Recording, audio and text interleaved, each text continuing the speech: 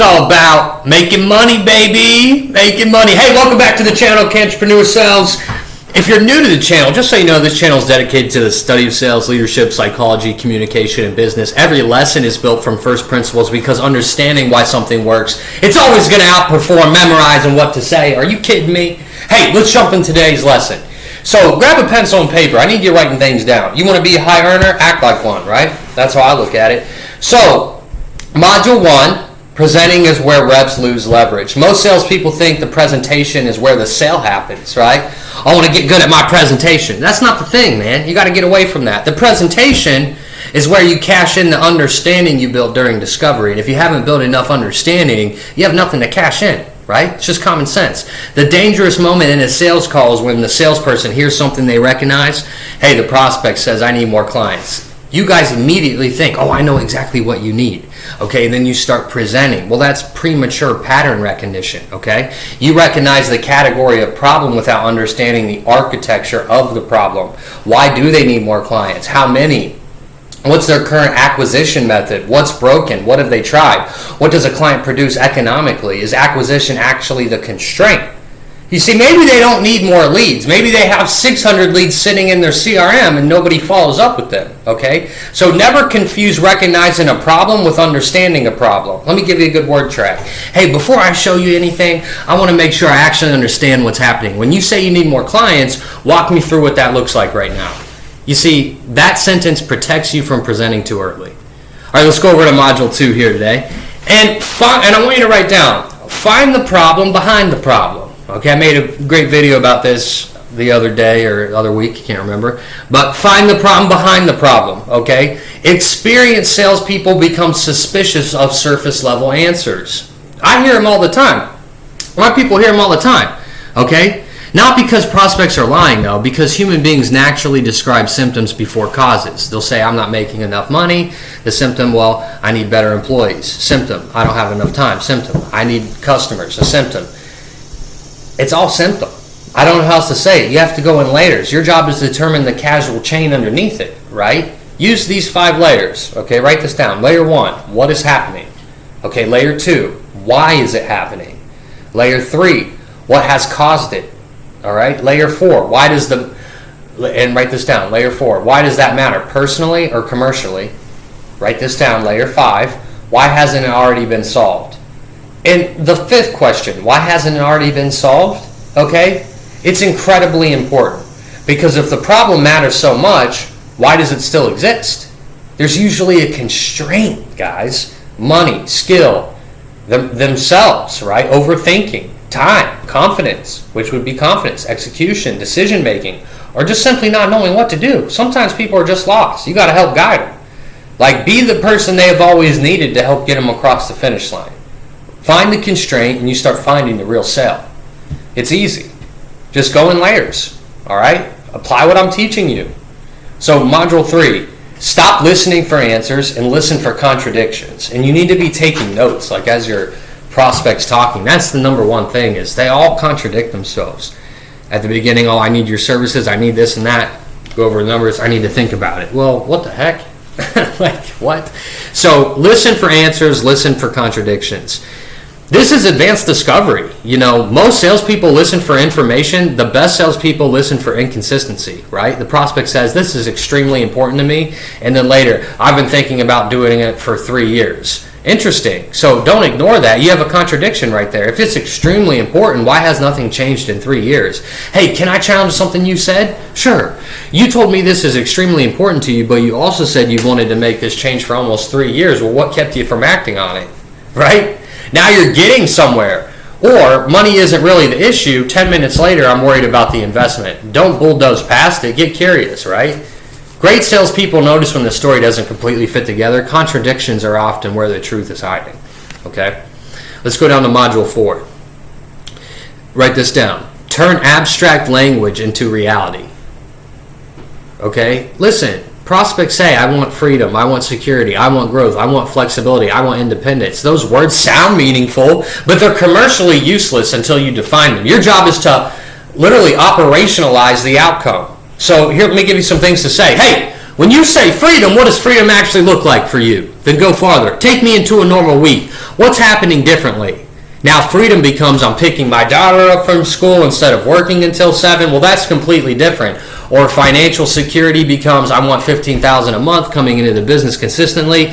Now you have something measurable. So never sell an undefined outcome. If the prospect wants success, make them define success. If they want growth, quantify growth, right? If they want freedom, make them visualize freedom. Precision creates emotional weight, okay?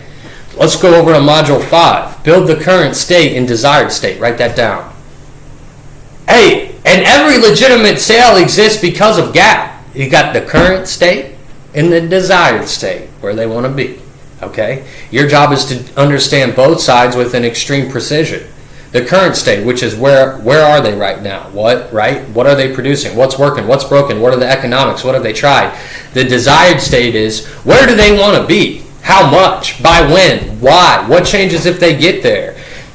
Then comes the most important part. Write this down. The gap. Okay? What's preventing you from getting there on your own? That's the sale. Because if they can easily close the gap themselves, they probably don't need you. Then test the trajectory. All right, hey, Janet, if nothing changes over the next 12 months, where does this realistically end up? Okay, notice the language. Wouldn't that be terrible? That's manipulation. Okay, instead, where does the current trajectory lead? Let them tell you. Right?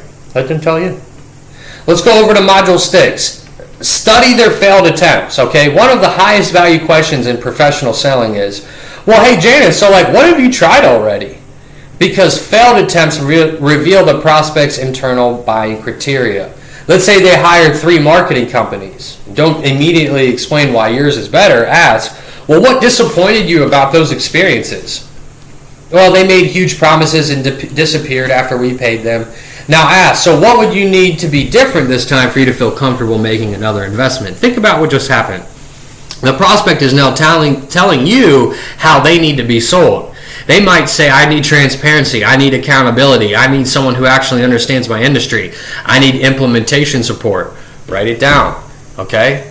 Those become the pillars of your eventual presentation, or eventual evaluation, right? Okay, because a presentation is an evaluation. Just depends on your level of skill, which determines your level of perception, right? So, Module 7, understand the economics of the problem. Look, emotion matters, but you know what matters too? Economics, okay? Advanced salespeople understand both. If the prospect has a business problem, quantify it. So let's suppose someone says we lose around 5 opportunities every month. Don't immediately multiply numbers for them. Investigate. Well, what's an average customer worth? $4,000. And roughly how many opportunities are being lost? Probably 5. Now, so how are you thinking about the financial impact of that? Well, let them calculate it. Maybe it's 20 grand. Then, well, how long has that been happening? 8 months, right? Now the prospect begins recognizing the magnitude themselves. This principle matters. A conclusion generated by the prospect usually carries more psychological weight than a conclusion supplied by the salesperson. Okay? That is the number one thing in the world. Let me answer my sales rep real quick. But it's the number one thing. It's the number one thing, okay? They got to sell themselves. You have to realize your job isn't to manufacture consequences. Your job is to make existing consequences visible, okay? Module 8. Discover how they make decisions. Write that down. Discover how they make decisions. Hey, you can perfectly understand the problem and still lose the sale because you never understood the decision. These aren't different discoveries. You need to understand who's involved, what criteria matter, what alternatives exist, what concerns exist, what would prevent action, what timeline would actually matter. Look, let me show you what to say. Hey, assuming we find something that makes sense, how do you normally make decisions like this, Janet? Then, besides you, who else is affected by this decision? When you compare different options, what are the 2 or 3 things that matter the most? This isn't about eliminating objections, it's about understanding reality. Because you have to realize, discovering at minute 55, or minute 40, or an hour in, okay, that 3 partners need to approve something isn't an objection, it's called failed discovery. So if I'm an hour in, all of a sudden, you got to talk to the owner. What are you doing? Wasting your time, I'll tell you that. All right, hey, Module 9, okay? Module 9, your presentation should be a mirror. Write that down. Your presentation should be a mirror. What's this crazy sales guy talking about? My presentation should be a mirror. Look, you need to present, but you don't dump features. You reconstruct their case. So just start with, based on everything you've told me, I think there are really 3 things we need to solve. Then name them, right? Not your 3 favorite benefits, but their 3 problems. Then connect each one. We got the problem, the mechanism, how you're going to solve it, and then the outcome of solving it. You told me X is happening. Here's specifically how we address X, and here's what that allows you to accomplish. Boom. Then move to problem 2. Then move to problem 3. And that's it. Your presentation should actually become shorter as your discovery gets better. Why? Because relevance compresses communication. Look, you amateurs need 20 features to make yourselves feel good to close a deal. The professional needs 3 relevant mechanisms. If you're presenting features that aren't connected to something the prospect told you matters, you're creating noise in the deal, confusion. Who cares? You got this, got this, got this, got this, don't need it. Who cares? I'm trying to solve a problem, all right? All right, Module 10. Most objections are born before the close. Write that down. Most objections, I think you should know that by now being in sales, but if you're new to sales, it's also good. Most objections are born before the close. This is the principle I want you to remember. Okay? When you hear I need to think about it, don't only study your objection handling, study the previous 45 minutes. Maybe you never discovered what they needed to think about. I need to talk to my spouse. Maybe you understood the decision process. It's too expensive. Maybe the economic impact of the problem was never established.